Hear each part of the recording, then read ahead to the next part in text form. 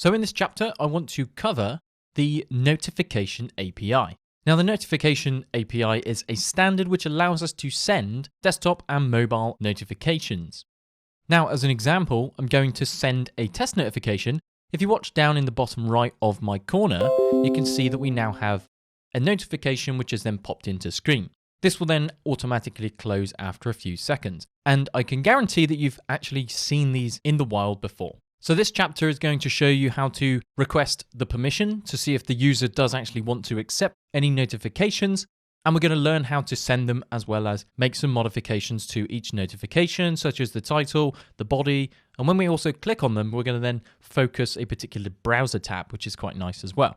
Now, before we get going, this Notification API exists in JavaScript in terms of being able to create a notification on our web page, but it also exists in a service worker. The API is essentially the same. However, a service worker allows us to create a more advanced implementation of a notification by attaching a particular action to the notification. However, for this, we're going to stick with the web version. And it might be that you're building a kind of chat application and a new message comes in, and we then see that new message fly in the bottom corner. It might be that we've also allowed desktop notifications for emails perhaps, and we see a new email message pop in as well. So that is a bit of background about this notification object. And we're going to learn how to create our own momentarily and throughout this chapter. I like to make sure that we can understand what we're dealing with by looking at the objects themselves. So you can see that we have this notification constructor, which if we save this out, go ahead and open up our console, we'll then be able to see that we have this notification, which is a function. So this then allows us to create new instances of a notification, as well as ask the user permission to use them.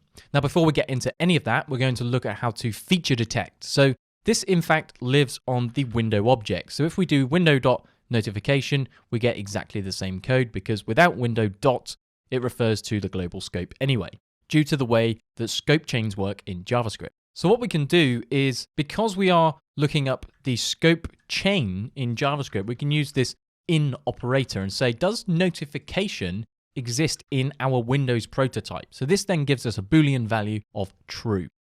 So that means that we can change this console log over to a nice if statement and then kick off our application. So here I'm going to say that we want to init our application, which means above we can create a constant called init, and this is just going to be a function that's going to wrap our logic.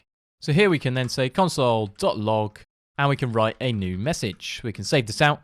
You can see that we have access to our Notification API. So like with everything, I like to just make sure that we can feature detect, because this is a relatively new API, before we start using these APIs and potentially cause any runtime errors. And as we progress, we're also going to learn how to handle the permissions, because we can accept permission, we can reject the permissions as well. So that's it for this video, just a quick introduction to this Notification API. We've also demonstrated what a notification looks like. And just to show you again, you can see here that we have this badge which I've created. We can set a title as well as some text inside. We can also click on it to dismiss the notification. We can also attach events. So we're going to learn how to attach some events to our notifications, and we can do anything we like afterwards. So that's it for this lesson. Let's dive into creating some notifications.